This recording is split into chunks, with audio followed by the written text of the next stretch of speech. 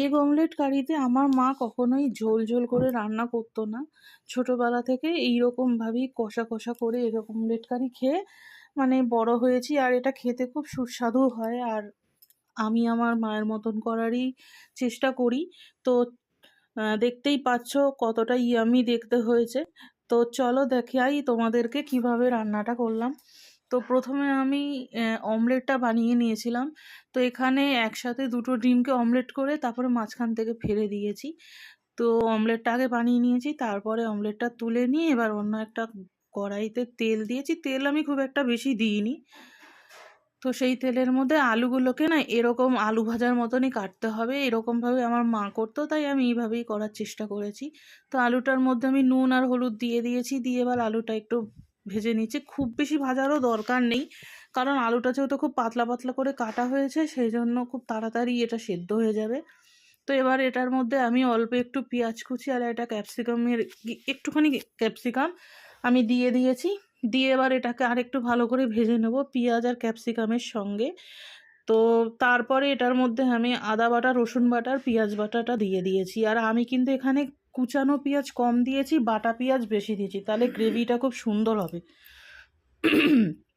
তো ভালো মতন করে এবার এটাকে কষিয়ে নেব যতক্ষণ না কাঁচা আদা রসুনের গন্ধটা চলে যাচ্ছে। তারপরে চলে যাওয়ার পর এবার এখানে আমি দিয়ে দিয়েছি প্রতিদিনকার মশলাগুলো, রেগুলার মশলা যেগুলো, যেমন জিরের গুঁড়ো, ধনের গুঁড়ো, লঙ্কার গুঁড়ো দিয়ে দিয়েছি। আর আগে যেহেতু নুন আর হলুদটা দিয়েছিলাম সেই জন্য আর আমি দিইনি এখন।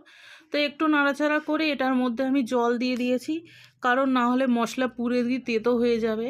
তো জলটা দিয়ে এবার আবারও ভালো মতন করে কষাবো যতক্ষণ না মশলা থেকে তেল ছাড়ছে। তো মশলা থেকে তেল ছাড়ার পর এবার আমি পর্যাপ্ত পরিমাণ জল দিয়ে দিয়েছি, কারণ এবার এই জলের মধ্যে সমস্ত কিছু সেদ্ধ হবে সেই জন্য। এবার সেদ্ধ হয়ে গেছে, দেখো ঝোল কিন্তু একদমই কমে গেছে।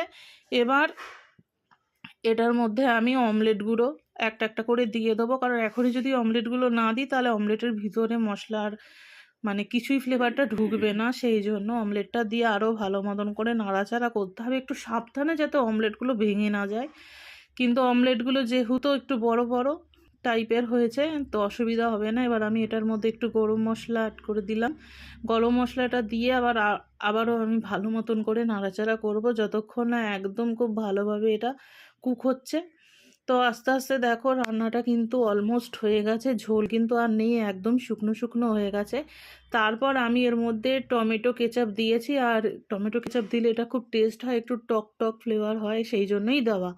তোমরা চাইলে টমেটো দিয়েও করতে পারো, আমার কাছে টমেটো ছিল না বলে আমি টমেটো কেচাপ দিয়েছি। তো এবার অমলেটগুলোকে উল্টে দিয়েছি, কারণ ওই দিকে কেচাপটা লেগেছিল, তাহলে এই মশলাটা এইদিকে চলে আসবে, পুরো জিনিসটা আর কি মাখো মাখো হবে। তো দেখো ঝোল কিন্তু একটুকুও নেই, একদমই শুকনো হয়ে গেছে। এবার এটাকে নামিয়েছি। তোমরাও বাড়িতে এইরকমভাবে এগ অমলেট কারি রেসিপি বানাতে পারো, বানিয়ে তোমাদের আপনজন প্রিয়জনকে খাওয়াতে পারো, খেতে কিন্তু খুব ভালো হয়। আর এটা দিয়ে তোমরা ভাত, রুটি, লুচি, পরোটা সব কিছুর সঙ্গেই সার্ভ করতে পারো, সব কিছু খেতে খুব ভালো লাগবে। তো কেমন লাগলো জানিও। ধন্যবাদ। হর হর মহাদেব।